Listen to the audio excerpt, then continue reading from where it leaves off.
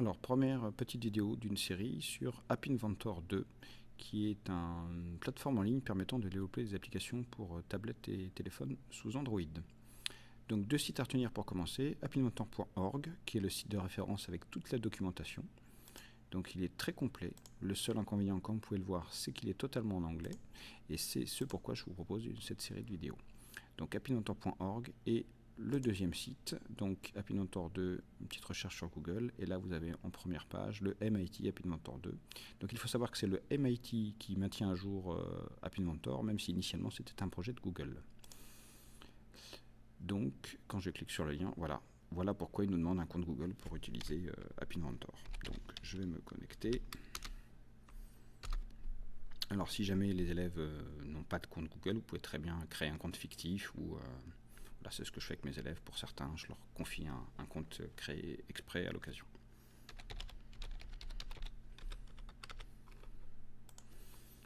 Quand vous connectez, voilà. Alors, la première fois, là, c'est pas la première fois malheureusement, il va vous demander un certain nombre de choses, notamment d'accepter les conditions de service.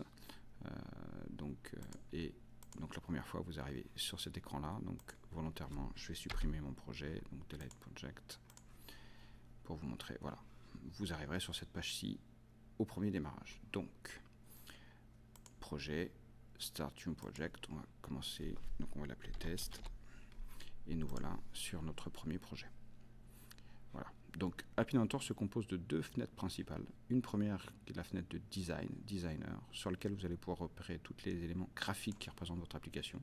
Donc on peut y glisser un bouton, on peut y glisser une image, on peut y glisser un certain nombre de composants que vous pouvez voir ici présents, qu'on détaillera au fur et à mesure par la suite. Et une deuxième fenêtre très importante qui est la fenêtre bloc, où là nous allons réellement programmer le comportement de notre application. Par exemple, si je clique sur mon bouton, on peut sélectionner la procédure. Quand je clique sur le bouton, alors on doit faire quelque chose. Donc on peut changer une image, on peut changer tout un tas de choses. Donc voilà pour cette première petite présentation d'App Inventor 2.